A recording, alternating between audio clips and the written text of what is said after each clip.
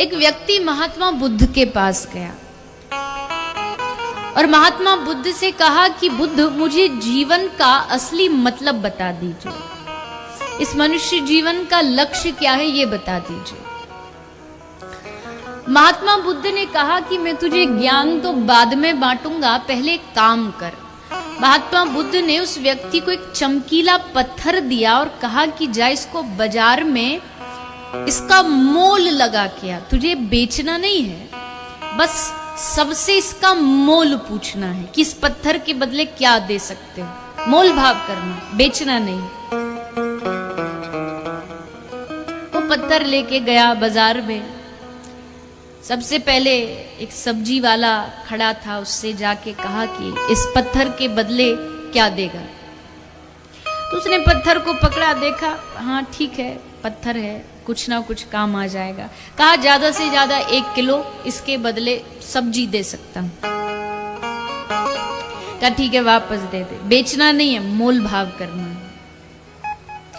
उसी पत्थर को लेके आगे बढ़ा, एक बर्तन वाले की दुकान में गया, उससे पूछा कि इस पत्थर का क्या देगा। उसने कहा कि मैं ज्यादा से ज्यादा तुझे स्टील के 2-4 बर्तन दे दूंगा इसके बदले। उसने कहा वापस कर। उस पत्थर को लेके आगे चांदी वाले के पास गया। चांदी वाले ने उस पत्थर को देखा तो बोला ये तो बड़ा लगता है कीमती पत्थर है, इसके बदले मैं तुझे चांदी, कुछ किलो चांदी दे दूंगा। वो उस पत्थर को लेके आगे बढ़ा और एक हीरे के व्यापारी के पास गया। सूरत वाले बैठे हैं यहाँ पे, नजर देख के पहचान ले।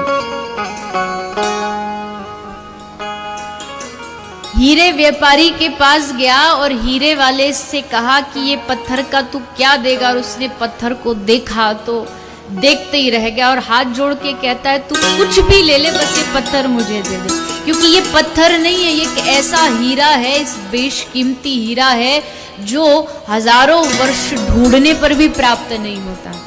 जो चाहिए वो ले ले, बस ये मुझे दे दे। उसने कहा देने नहीं आया, बस मोल भाव करने आया।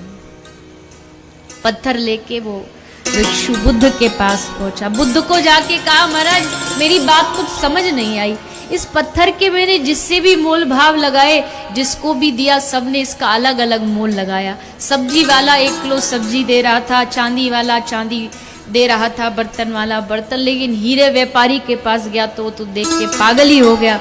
तो महाराज क्या है, मैंने तो आपको कहा था कि मुझे बताइए मनुष्य जीवन क्या उसका लक्ष्य, आपने मुझे किस काम पे लगा दिया।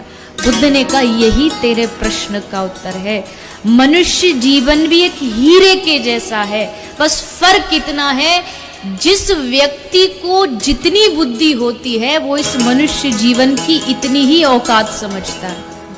जैसे सब्जी वाले ने इस पत्थर को केवल 1 किलो सब्जी में तोल करके छोड़ दिया, दूसरे ने चंद चांदी में, लेकिन हीरा का व्यापारी जानता था कि ये कितना बेशकीमती है। मानव जीवन भी वैसा ही है।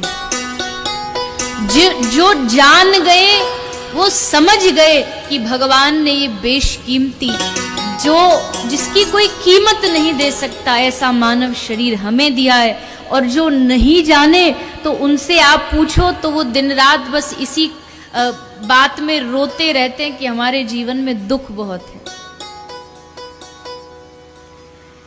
पहचानना है बस अपनी इस दिव्य दृष्टि से, अपने इस मूल्यवान जीवन को जानना ही भागवत का लक्ष्य। पहचान जो गया वो पार हो गया।